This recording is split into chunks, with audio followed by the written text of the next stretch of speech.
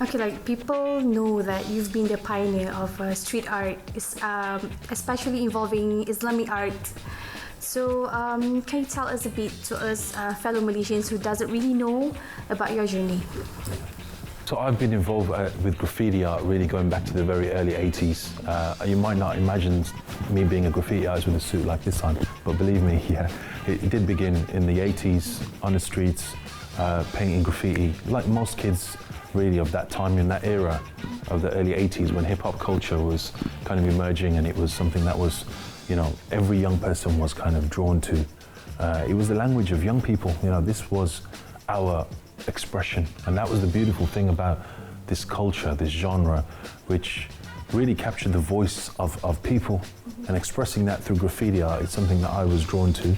Ever since those times, I've really never been able to shake it out of my system. I would never think so many decades later, from the 80s through to today, that I'd still be painting graffiti. But certainly the graffiti that I paint has taken a bit of a transition. Yeah, you just put your name in beautiful, big, colourful letters.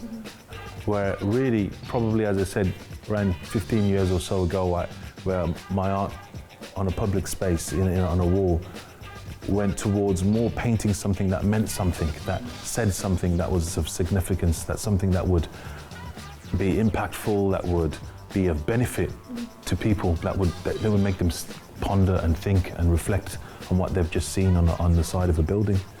But when you take the message to the streets in a very simple way that people just can connect with, and that was the power of graffiti art. All right, can you tell us, the fellow Malaysians, why do they have to come and join the ILM Festival? But I'll tell you something, I've travelled and delivered around the world in festivals as well, but this is unprecedented. This is something that brings artists from around the world together in one place. And I'd say some of the best as well.